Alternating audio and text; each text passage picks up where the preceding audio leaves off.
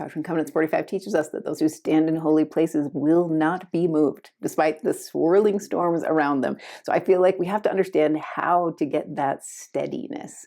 And like I mentioned, I think what the footnotes are trying to help us understand is it's the restoration of the gospel that helps us access that steadiness.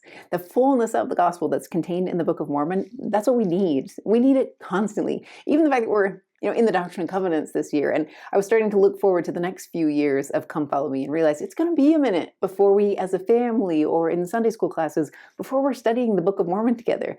But I think all of the leaders of the church have taught us that the Book of Mormon is something you need all the years. It's not supposed to be something we pick up every 4 years. And remember, it's supposed to be a part of our life all the time. It's just hard to do that on top of everything you're reading for Come Follow Me. So I feel like summers are a sweet spot. Summer is your time to weave in more Book of Mormon study into your family study or into your Sunday school classes study, because kids have generally a little more time on their hands. They've got some free time that they could use to do this kind of work.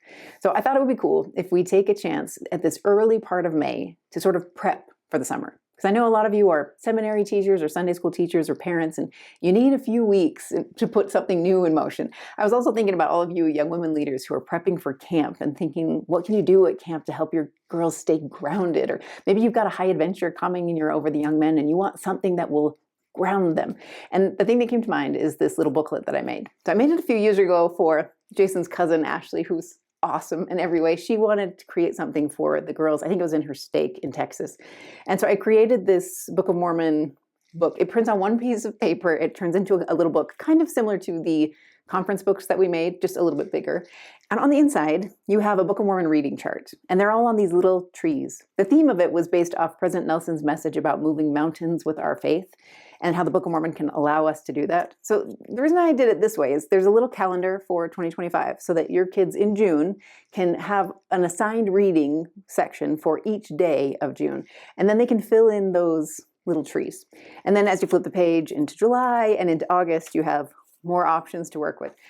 The reason I like this one rather than like a big chart that hangs on your wall is I think it's helpful to be able to turn the page, because sometimes, June goes poorly or you miss several days, and it's hard sometimes if it's on a big chart to feel like you were successful at all.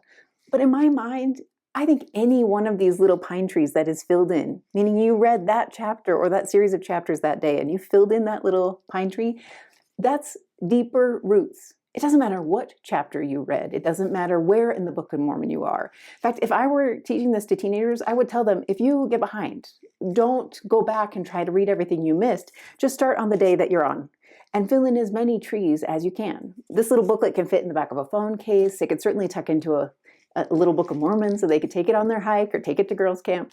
But the idea is simply that every time you're in the Book of Mormon, no matter where you are in the study, you are getting deeper roots.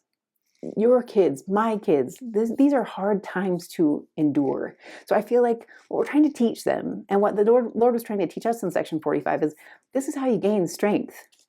By being in your scriptures, by reading about the prophets and these noble women who chose goodness and faith over all their other options. And how did that play out in their lives? There's even examples of bad guys, right, who choose the other road, and you get to see how their story plays out. So being in the Book of Mormon is your tool to stay grounded.